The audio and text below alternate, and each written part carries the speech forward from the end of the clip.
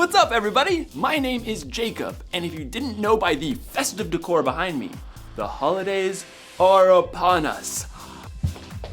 We've got garlands, tree ornaments, tree stars, candy canes. Oh, whoa, that is one big present. I wonder who it's for. To Jacob. That's me.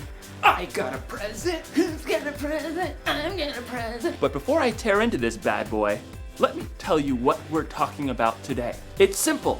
We're talking about Christmas! Christmas is celebrating Jesus, God's greatest gift. Everybody likes gifts, am I right? Especially when they're all wrapped up with a big bow on top. Let's see what I got. Oh man, I hope it's something cool, like a new pair of shoes.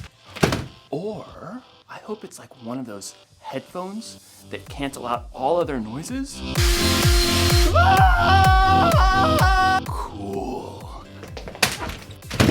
No, I hope it's a little puppy, like a basset hound. Then I could put a little hat on top of him and we can solve mysteries together, dude. What do you think, my dear Watson? Is the game afoot or is it afoot? Yeah, that's what I hope. Okay, no, this is what I hope. I hope that it's a trunk full of cash. Then I can buy whatever I want for Christmas. You know something? Hope it's a really cool thing. It can be like the light in the darkness. Today's story is about a time that may have seemed pretty dark, but then God gave his people something to hope for. I can't wait to see what's inside, but I'm gonna wait. Patience is a virtue, Jacob. See you in a few. The Bible. It's 66 books of history, stories, letters, and poetry that fit together to form God's one big story. The epic adventure of how he created us and loves us so much that he made a way to rescue us. As we travel through the Bible, from Genesis to Revelation, we discover people who met God and found their lives changed forever.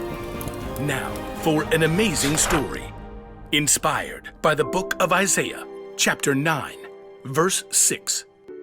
Jess stared out the window at the ice beating down. Every holiday plan for the weekend had been canceled.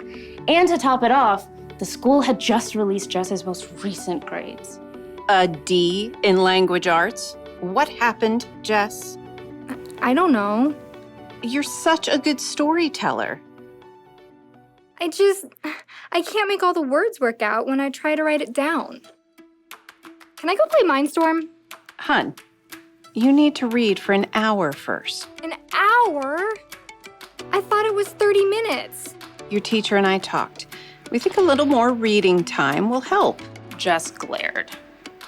I don't have anything to read. You've got an entire bookshelf in your room. Those are little kid books. Then look at Emma's bookshelf. Emma was Jess's older sister, already in high school. Fine, whatever. Jess stalked upstairs to Emma's room, peeked inside. The room was empty, but everything was neatly organized. Emma had even done all of the colorful artwork on her own walls. Miss Perfect. Jess sighed. Everything seemed to come easily to Emma. Writing, math, friends, life. I'll probably be stuck in 5th grade for the rest of my life. Jess stood in front of Emma's bookshelf, running her finger over the thick spines. At last, a swirl of color on the bottom shelf caught her eye. Comic book Bible. Huh. Jess thumped down onto the floor and pulled the book off the shelf. She flipped it open, and color exploded off the page. In the beginning, God created the heavens and the earth. The images of creation were vivid and detailed, as if she were right there. Pretty cool. Jess found herself drawn into the familiar stories, seeing and hearing them in a brand new way. Moses and the Red Sea, the fall of Jericho, David and Goliath. Esther boldly approaching the king. David's incredible poetry in the Psalms. The Lord is my shepherd, I shall not want. After the Psalms, though, Jess paged into unfamiliar territory. Isn't Daniel in the lion's den around here somewhere? Who's this guy? Jess stared at a man with a long white beard, using a quill to scribble on a scroll. A child will be born to us, a son will be given to us. He will rule over us, and he will be called Wonderful Advisor and Mighty God. He will also be called Father who lives forever, and Prince who brings peace. Hey! Jess nearly dropped the book. She glanced up to see Emma standing in the doorway. What are you doing in my room? Mom said I could pick a book. Well, ask next time, okay? I didn't touch anything. Okay, it's fine. Emma settled down on the floor beside Jess and took a look at the book. Aunt Chris gave me this book when I started high school. It's pretty cool. I mean, until this part. It's kind of hard to make a guy writing a letter exciting. Jess pointed out Mr. Whitebeard. Oh, you mean Isaiah? Who's he talking about? Jesus? Yeah, but it's way more amazing when you look at the big picture. You see, God's people were in big trouble. Over and over, the Israelites promised to love and obey God. And then every single time, they turned their backs on him. Turn their backs? Like how? Well, they'd start praying to false gods like other nations around them, trying to do things their own way. So, God allowed them to be captured by other nations. Emma flipped back, showing images of battles, powerful foreign kings, groups of captives. The Israelites got in really big trouble. Things looked hopeless. So God just ditched them. No way. Every single time, God showed he was still with them. He sent kings who loved God like David and Solomon and Josiah. And he sent prophets like Elijah and Isaiah to speak God's truth and hope to the people. Even though they totally messed up. Yep. Through it all, God promised that he was going to send someone who would rescue them forever. Jess flipped back to Isaiah and read slowly. A child will be born to us, a son will be given to us. He will rule over us. That's only one prophecy. There are hundreds of prophecies in the Old Testament that talk about Jesus coming. Jess nodded, trying to take it in. That's a lot of promises. And God came through. The Israelites had to wait a long time, but God kept every single one of those promises when he sent Jesus to live on earth. His very own son. Oh, little town of Bethlehem and all that. You can take the book if you want. Emma tapped the comic book Bible. Jess smiled. Does God promise that I'll get a better grade in language arts? No, but he does promise to be with you and give you the patience and courage you need to keep working on it. They both listened to the ice rattling against the window. Hey, you want to play Mindstorm? Sure, just let me read a little more first. Emma gave a thumbs up, and Jess settled back down to keep reading.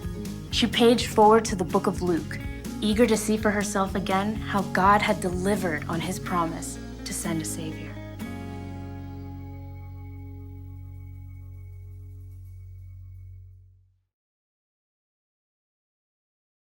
Okay, so hundreds of years before the very first Christmas, it felt like God's people were in the dark. They dealt with bad kings and wars with other nations. They'd been taken captive and removed from their homes. They needed help. They needed hope. You may not know exactly what that's like, but you've probably been through a dark day or two. Trouble at home, trouble at school, trouble in the world. Sometimes you need a little hope to get you through it, to help you cancel out the noise. Well, the good news for God's people hundreds of years ago turned out to be good news for us too. God promised through Isaiah that he would send a baby who would one day save the world. And around 700 years later, God kept his promise when Jesus was born. Listen, if it takes you or me 700 years to keep a promise, that probably wouldn't be too cool. God's different. He's been here forever, and he'll be here forever. So 700 years is like, sometimes with hope, there's a little waiting involved. One thing's for sure though, when God makes a promise, he keeps it. So when things are dark, know that God promised to send us a Savior. When you're lonely, know that God promises He'll always be with you. When you're sad or hurting, know that God promises that there's going to come a day when there will be no more pain and no more sadness. Isn't that something to hope for? So here's the one thing to remember today. We can have hope because God keeps His promises. That's a little gift of hope for you this Christmas. Oh yeah, my present. Let's see what we've got. Ugh. Do not open till Christmas. Oh man, looks like I'm gonna be hoping for a couple more weeks. It's definitely not a puppy. I'll see you next time. Woof, woof.